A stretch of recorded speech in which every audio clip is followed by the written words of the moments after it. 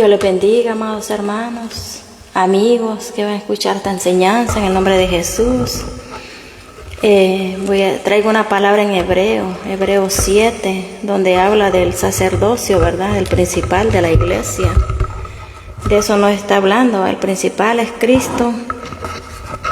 Y después es que el Señor establece en un templo al sacerdote, ¿verdad? Que puede el pastor o cualquiera que sea el sacerdocio de una iglesia. De eso nos está enseñando Hebreos 7. Vamos a empezar por el 7, número 1. Dice, el sacerdocio de Melquisedec, dice, porque este Melquisedec, rey de Salem, sacerdote del Dios Altísimo, que salió a recibir a Abraham, que volvía de la derrota de los reyes, y le bendijo, a quien asimismo dio Abraham los diezmos, de todo cuyo nombre significa primeramente Rey de Justicia, y también Rey de Salem, esto es Rey de Paz. Aquí podemos ver, ¿verdad?, del 7 hasta el 3, 7 del 1 al 2, lo que está enseñando, ¿verdad?, de que dice que Abraham estaba regresando de la derrota de los reyes, y le bendijo, quien asimismo dio a Abraham sus diezmos. Ahí le está pagando los diezmos a Melquisedec por primera vez. Aquí en el 7 vemos, ¿verdad?, la enseñanza que nos está dando. Y dice en el 3, dice, sin padre, sin madre, sin genealogía, que ni tiene principio de días, ni fin de vida, sino hecho semejante al Hijo de Dios, permanece sacerdote para siempre. Considera pues cuán grande era a quien aún Abraham, el patriarca, dio diezmos del botín. Ciertamente los que de entre los hijos de Leví reciben el sacerdocio tienen mandamiento de tomar del pueblo los diezmos. Ellos tenían el sacerdocio, los hijos de Leví, de Aarón también, de todos ellos descendían los hijos de Aarón, y ellos tenían el tomar el mandamiento de tomar los diezmos del pueblo. De eso está hablando aquí, de los diezmos del pueblo.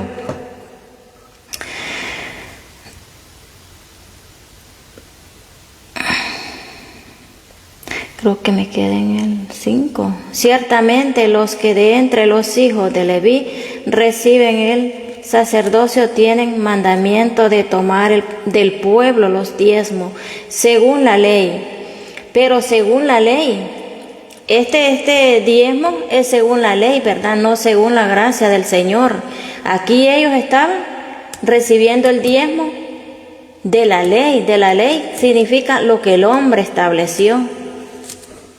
Pero también Jesús lo estableció también. Primeramente fue Jesús, pero aquí está por la ley del hombre. Porque es que esto nos está enseñando de que hay templos que ellos ponen sus reglas, son puestos por el hombre a dirigir un templo, una iglesia, ¿verdad? Ellos, digamos, como yo hago esta iglesia o yo, ¿verdad?, a mí me impone el hombre a que yo sea la cabeza de esta iglesia, a enseñar, pero no es el mandamiento del Señor. Por eso dice por la ley, porque era un mandato en Leví ahí. Entonces era puesto por el hombre, es la ley. Dice el 5, ciertamente los que entre los hijos de Leví reciben el sacerdocio tienen mandamiento de tomar del pueblo los diezmos, según la ley, es decir, de sus hermanos. Los hermanos del templo, ellos eran los sacerdotes que instruían al pueblo, de sus hermanos, dice, aunque esto también hayan salido de los lomos de Abraham. Ellos eran descendientes de Abraham, pero dice de los lomos de Abraham. espiritualmente, está hablando ahí. Dice el 6, pero aquel cuyo genealogía no es contada de entre ellos, tomó de Abraham los diezmos y bendijo al que tenía las promesas, y sin discusión alguna, el menor es bendecido por el mayor. ¿Y quién ciertamente recibe los diezmos? Los diezmos, dice, hombres mortales, pero allí uno de quien se da testimonio de que vive, y por decirlo así, en Abraham pagó el diezmo, también Leví, que recibe los diezmos, porque aún estaban en los lomos de su padre cuando Melquisedec le salió al encuentro. Si pues la perfección fuera por el sacerdocio levítico, porque bajo él recibió el pueblo la ley. Ellos vivían bajo la ley de los hombres, que ponían los hombres. Dice, ¿qué necesidad habría aún de que se levantase otro sacerdocio según el orden de Melquisedec, y que no fuese llamado según el orden de Abraham, de Aarón? Porque cambiando el sacerdocio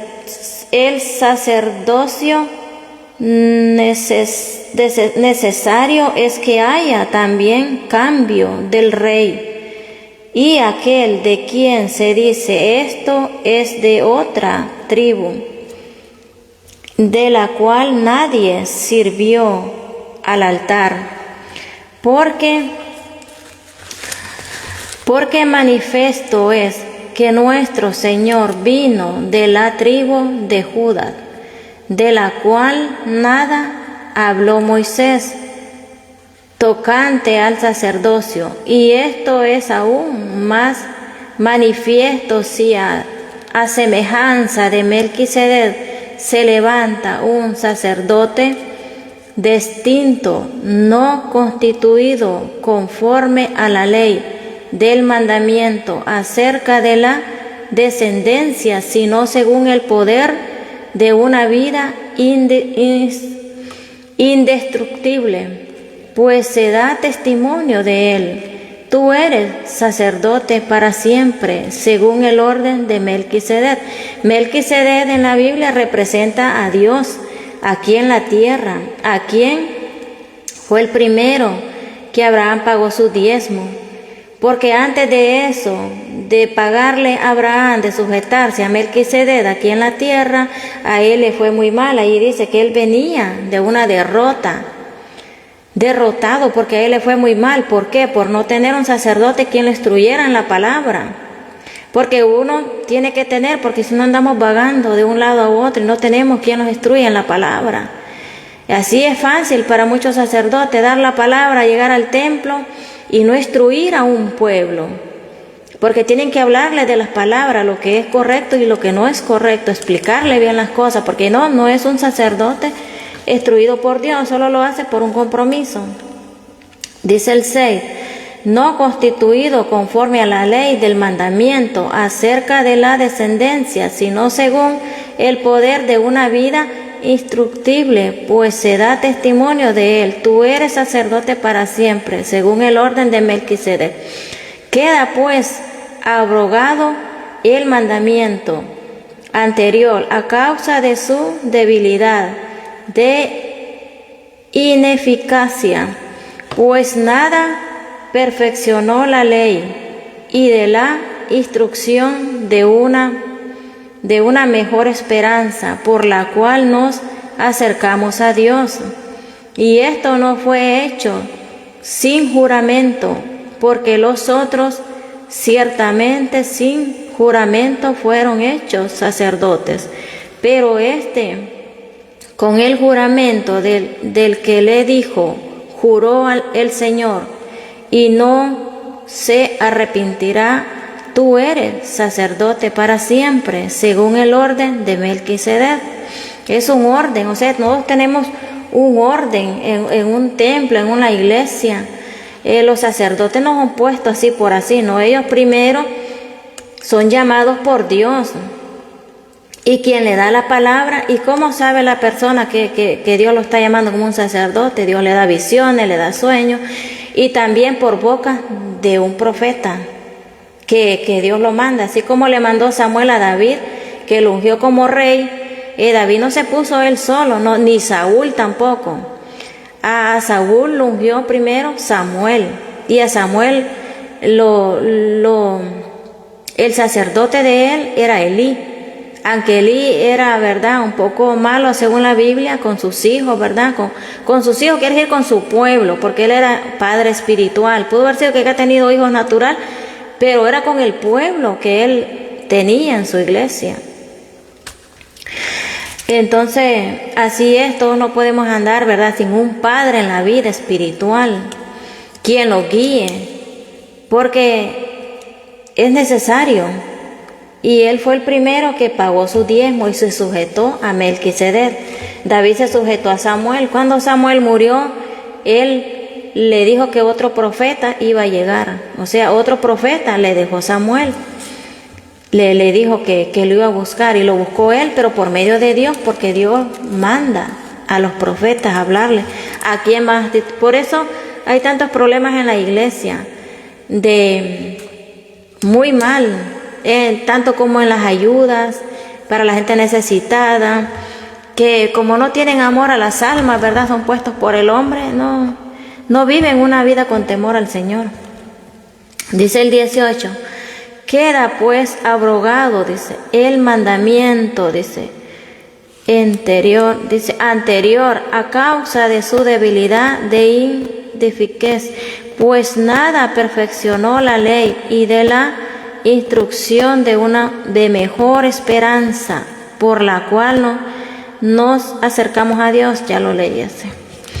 Y esto no fue hecho sin juramento, porque los otros ciertamente sin juramento fueron hechos sacerdotes, pero con el juramento del que le dijo, juró al Señor y no se arrepentirá. Tú eres sacerdote para siempre, según el orden de Melquisedec. Creo que ya lo había leído. Por tanto, Jesús es hecho fiador de un mejor pacto. El que hace pacto con el hombre es el Señor. El Señor hace pacto con uno cuando venimos a Él, con el pueblo. Así como lo hizo con el pueblo de Israel cuando lo sacó del pueblo de Egipto. Él hizo pacto. Y cómo el Señor lo llevó al desierto. Es que el Señor ahí les iba a probar el corazón a ellos. Por eso el Señor los hizo que entraran al desierto. Ahí fueron probados ellos. Y los otros sacerdotes llegaron a ser mucho, debido a que por la muerte no podían continuar. Mas por cuanto permanece para siempre, tiene un sacerdocio inmutable, por lo cual puede también salvar perpetuamente a los que por él se acercan a Dios, viviendo siempre para interceder por ellos, porque tal como sacerdote nos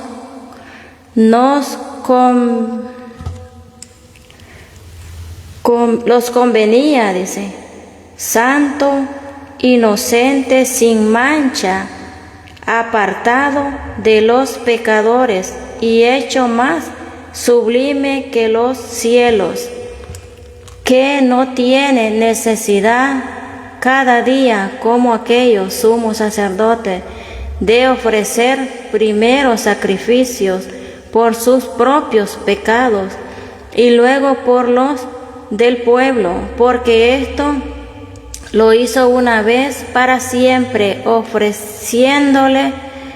ofreciéndose a sí mismo. Esto está hablando del Señor, que Él fue el primer sacerdote, porque la ley constituye sumos sacerdotes a débiles hombres, pero la palabra del juramento posterior a la ley, al Hijo, hecho perfecto para siempre.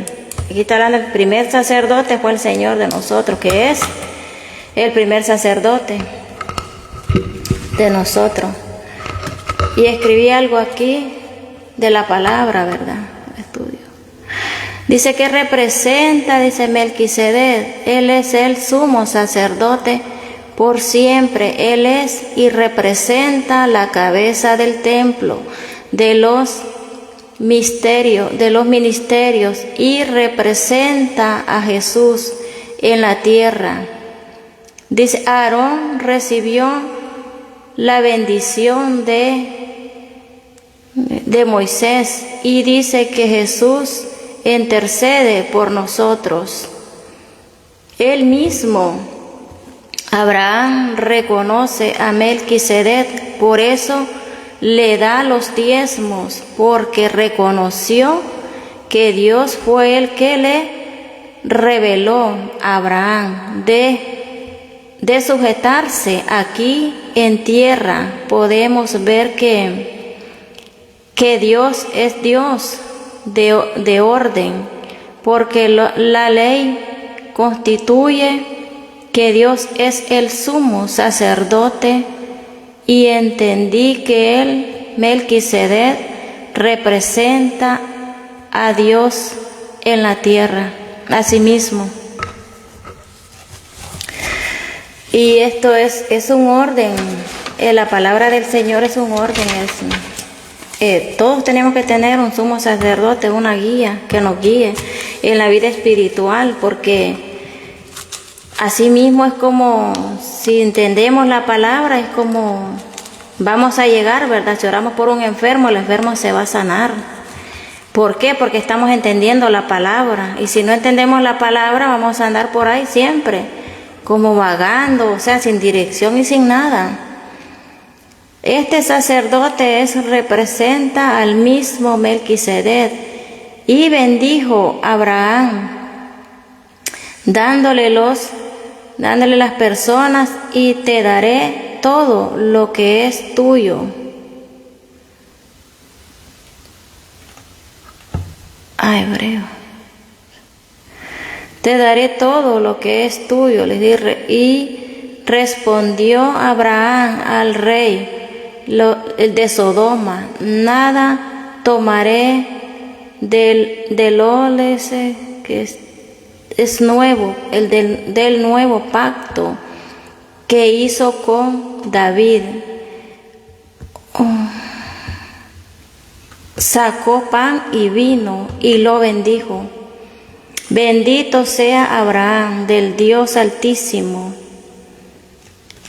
Hermano, aquí en tierra usted da los diezmos a un hombre en tierra, pero quien lo recibe es Jesús, porque aquí Jesús ya estaba en tierra cuando daban los diezmos. Para nosotros fue el sacrificio del mismo Señor Jesucristo, y sabemos que el que recibe los diezmos fue Leví, y vemos que aquí no había nacido Jesucristo en tierra, pero Abraham pudo ver el sacrificio y crucifixión de Jesús, porque Melquisedec, que le dio pan y vino, y nosotros celebramos el sacrificio de nuestro Señor Jesucristo. Por eso Abraham, él pudo ver todo lo que padeció. Jesús no había nacido aquí en la tierra cuando Abraham pagó su diezmo. Por eso Abraham hablaba con los ángeles, o por visiones también, por visiones. Pero Abraham, él pudo ver el nacimiento de Jesús. Por eso cuando Dios le pidió el hijo a Isaac que se los diera en sacrificio, Abraham no se lo negó, porque él ya había visto que Jesús, el nacimiento de Jesús por visiones, y el sacrificio que él pagó por nosotros, nuestros pecados. Entonces él pudo haber lloró, sufrió cuando Dios le pidió a su hijo como una ofrenda, un sacrificio. Y Abraham por eso no se lo negó, él se lo dio. Se lo dio tal vez con gran dolor en el corazón, ¿verdad? Con dolor en su corazón, se lo dio en sacrificio. Porque él sabía quién era Dios. Dios no había venido, no había nacido todavía cuando Abraham, pero ya Abraham lo había visto ya. Él había visto a Jesús y todo lo que Jesús hacía, por eso no le negó a Isaac.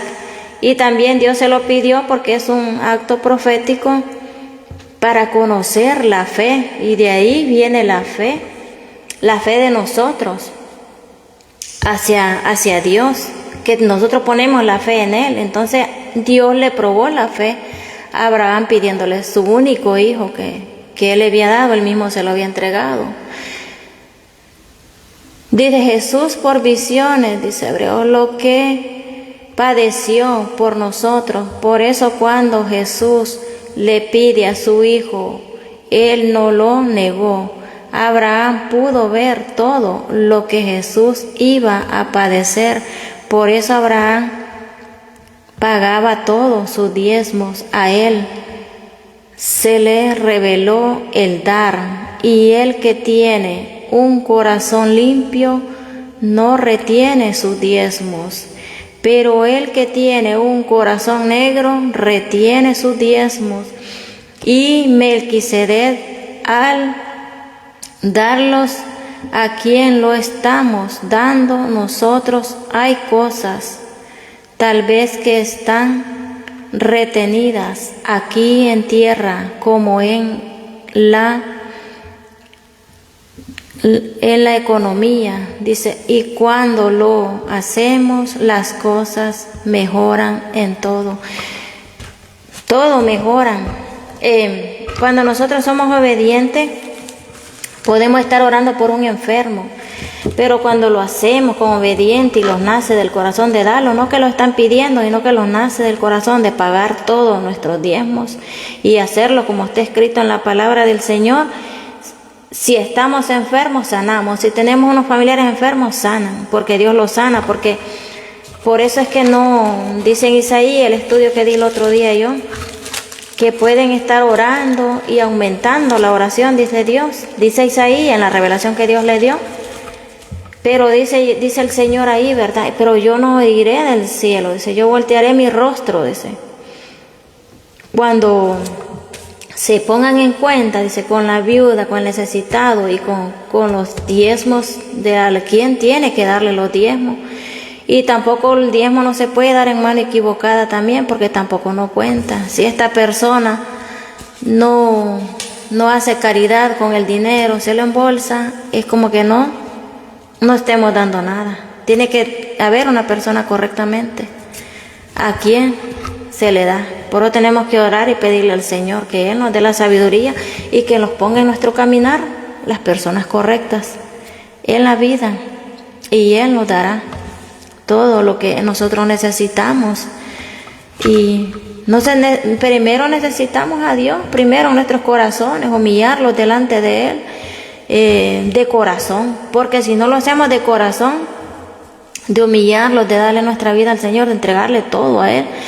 Y cuando nosotros partimos de esta tierra, pues nosotros lo vamos con el Señor. Inmediatamente nosotros morimos, fallamos, el cuerpo queda ahí, pero el espíritu que nosotros tenemos dentro sale y se va, parte con el Señor. Se lo llevan los ángeles. Y por eso hay personas en la vida, ¿verdad?, que tristemente cuando están graves y tienen ya que van a partir de este mundo, no pueden morir, porque ellos están peleando y luchando su espíritu con demonios. Porque si no tienen al Señor y nadie les habló del Señor y no oran por ellos, es una vida bien triste y no se puede morir. Hay gente que no se puede morir hasta que llegan a orar por ellos, parten de este mundo, porque la pelea que hay es grande con su espíritu, con la vida de ellos todavía, y por eso no parten. Hay personas que pasan tiempo. O hay un testimonio de un señor que duró 1 año en cama grave, con un cáncer. Ya estaba él para morirse, pero como él había hecho un pacto con el diablo porque quería riquezas, y cuando él murió le costó morir, porque una niña que tenía una nieta de 5 años, ella cayó captiva y la encerraron a ella. A ella la encerraron como la tenían metida como en una cárcel, como en un cuarto, y le tiraban comida como que era un animal a la niña de 5 años. ¿Pero por qué? Por lo que hizo el abuelo, por el pacto que hizo. Llegaban pastores, llegaban de todo, y la niña no podía ser libre, el demonio la tenía atrapada.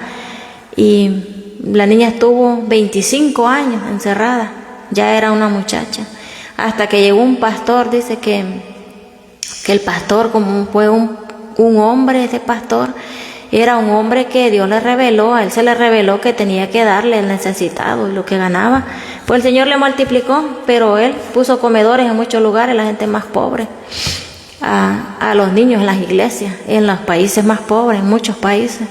Pues un día es que él llegó y él oró, y dice que le dijo al Señor que qué hacía él, y él no escuchaba nada del Señor. Dice, lo que hizo fue hincarse enfrente de la puerta donde estaba la niña encerrada. Digamos que la niña era ya una persona con sus uñas largas, tirada, le hacían la comida y le tiraban agua.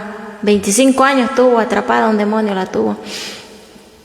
Y que él no escuchaba al Señor, y lo que le hizo fue arrodillarse enfrente de la puerta de la niña y le clamó al Señor que qué hacía, qué podía hacer para que la niña fuera libre.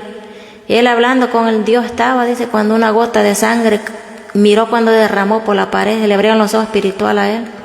Él miró la visión y le cayó en la frente a la muchacha, y la muchacha cayó. Y fue ahí donde les dijo a los familiares, porque era gente de mucho dinero, el viejito ese tenía mucho dinero por el pacto que había hecho, pero le entregan la vida al demonio, ¿de qué sirve? Y Dios los da riqueza, nada más que la gente no entiende. Entonces, yo no sé por qué corren, ¿verdad?, a pedirle, porque no les hablan de Dios, quizás, no sé. Y él les dijo a los familiares que abrieran esa puerta, quitaran el candado y que sacaran a la niña, porque Dios le dijo a él que sacaran a la joven que había sido libre, que le cortaran las uñas y el pelo y que la llevaran para el doctor porque estaba muy grave la muchacha. Y hasta ahí contó él, no contó más nada, porque después la familia la llevaron a la muchacha. Y yo lo creo. Hay gente que aparece enferma de repente, que andan cansados, que corren de un lado para otro. Son malos espíritus que les han tomado su vida. ¿Por qué? Porque no buscan de Dios, o no tienen gente que les esté hablando de la palabra, orando por ellos, para que ellos busquen del Señor. Así, eso pasa, y por los pecados, porque hay gente que anda de mujer en mujer, y ahí se van dándole entrada a los demonios, dándole entrada a malos espíritus, y así es como los malos espíritus se apoderan de las casas y se apoderan de la familia completa por la misma familia, porque andan hablando con una mujer, hablando con otra, y primero entra el espíritu de Asmodeo, que es ese, el de la fornicación. Y es peligroso esto, pero hay muchas casas que no prosperan, siempre en miseria, por andar haciendo cosas indebidas, dándole entrada a los malos espíritus, a demonios. Y tenemos que seguir luchando, orando por la familia, por todos, doblar rodillas, cuando los acostamos, cuando los levantamos, no leer la Biblia todos los días, leerla. Y si no se lee, pues se pone por el teléfono a escuchar la palabra del Señor. Se ponen alabanza en la madrugada, así, para no darle cabida a los malos espíritus, a los demonios. Y yo lo digo porque yo lo he vivido, en experiencia propia lo he vivido yo. Lo he vivido porque cuando uno viene a la oración del Señor, que lo hace permanentemente, uno siente, hay cosas que quieren asustarlo a uno y quieren apoderar de uno. Pero es ahí como la fe que tenemos en Dios los hace permanecer en la oración, y que eso no los robe la paz, porque yo sé en quién he creído, y a mí no me va a asustar un mal espíritu que yo haya sentido alguna vez en la madrugada, que haya querido asustarme. No, yo sigo en mi oración adorando al Señor. Y cuando una persona es de adoración, en la casa van a tener que huir los malos espíritus y los demonios. Va a tener que huir las personas, se va a ver el cambio de las almas, de la vida de las personas. Y esta es mi corta palabra de este día, ¿verdad? En el nombre de Jesús y dándoles ánimo a las personas que oren, que lean la Biblia en casa, que pongan alabanza en las madrugadas, en todo el día, si quieren en el día se ponen alabanza. Hay personas como bien entendidas, ponen sus alabanzas y aunque les moleste, porque hay gente que cuando no conoce de Dios les molestan las alabanzas. Les molesta porque los malos espíritus los incomodan. A que no escuchan las alabanzas. Pero las alabanzas tienen que estar en el día, ¿verdad? La gente tiene que acostumbrar a escuchar que Dios permanece para siempre y que Él es el único que tenemos que adorarle, ¿verdad? En el nombre de Jesús, ¿verdad? Dios bendiga ya a mi cuñada Elena. Dios me la bendiga y Dios la guarde y que Dios lo sana a todos, de todo nuestro corazón primero. Tenemos que vaciar, porque somos como una vasija de barro. Nosotros estamos llenas de muchas cosas. Poniéndolo así, la Biblia menciona una vasija, que el Señor nos forma como una vasija y el Señor nos vacía. Cuando venimos a Él nosotros estamos llenos, ese jarro está como lleno, como el corazón, se refiere al corazón. Estamos llenos de malas cosas, de problemas, de nervios, de dudas, de muchas cosas, de rencores, de falta de perdón, de amor. Entonces cuando nosotros venimos al Señor es como que Dios lo va vaciando nuestro corazón, nos va sacando todo lo malo, lo va sacando todo. Mira, venimos con el Señor así, el Señor lo sana, viene la sanidad y viene todo del alma, del corazón. Primero, y si estamos enfermos, pues el Señor lo sana también. Entonces por eso el Señor lo llama, que somos una vasija de barro, que Él nos moldea, pero es eso que nos moldea nuestra alma, nuestro corazón. Por eso tenemos que adorar al Padre y no es fácil, pero los acostumbramos. Nos acostumbramos, llegamos un día que ya no los hace porque los acostumbramos a adorar a Dios, a leer la palabra e ir aprendiendo. A mí se reían antes porque cuando me ponía a leer la Biblia yo me quedaba dormida, a veces sí me quedaba dormida y alguien que me estaba viendo se reían de mí, pero eso a los principios pero después se acostumbra uno. Pero es el mismo mal espíritu que no quiere que nosotros leamos y que escuchemos la palabra de Dios, lo va poniendo eso. Pero media vez nosotros vamos adorando, esa vasija va siendo nueva. Dios hace todo nuevo en nosotros, como un vaso nuevo. Así los hace el Señor, pero antes de llegar ahí pasamos muchas cosas, porque el enemigo siempre pone trompiezo, porque quiere que nosotros, y no es que el enemigo no es el enemigo, pero es el mismo Dios que los va probando el corazón. Hay cosas que los pasan, nosotros venimos al Señor, nosotros le echamos la culpa al diablo, pero a veces Dios lo permite, como le permitió a Josué, que los hermanos lo vendieran, que lo tiraran a un pozo y todo, pero porque el Señor lo quería sacar de ahí, lo quería moldear, porque Él quería salvar a un pueblo del hambre. Para eso, entonces hay cosas que el Señor las permite para la vida de nosotros los hijos y en esa perfección, porque Él los quiere perfectos. Él dice que Él escudriña hasta profundo de nuestros corazones y es por eso que pasamos todo ese tipo de cosas, ¿verdad? En el nombre de Jesús, ¿verdad? Y espero que edifique esta palabra cualquiera que la vaya a escuchar, ¿verdad? O sea, esta palabra es para todos, es para los niños, para todo el mundo, la palabra del Señor. Para todo, Dios vino para todos la palabra. Él daba de comer a cualquiera, porque Él andaba con multitudes. Al Señor le predicaba y caminaba con sus discípulos, le daban de comer a la gente y le predicaban. Sanaba también los enfermos. Los enfermos tienen que ser sanos y libres, porque para eso el Señor nos ha dejado, los tiene en esta tierra, para que hablemos su palabra, ¿verdad? En el nombre de Jesús, bendiciones, Dios los bendiga a cada uno. Amén. Bendiciones. Los bendigo en el nombre de Jesús. Que sea el Señor reinando en cada familia, en los matrimonios. Que permanezcamos los matrimonios.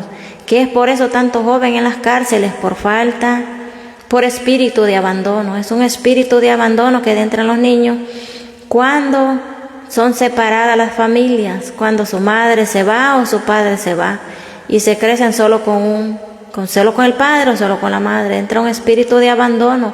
Entonces los padres, los hombres, tienen que permanecer con las esposas, permanecer y criar sus hijos y hablarles del Señor también, ser fiel, porque para eso los casamos, para ser fiel, tanto la mujer como el hombre, para crecer nuestros hijos, ¿verdad?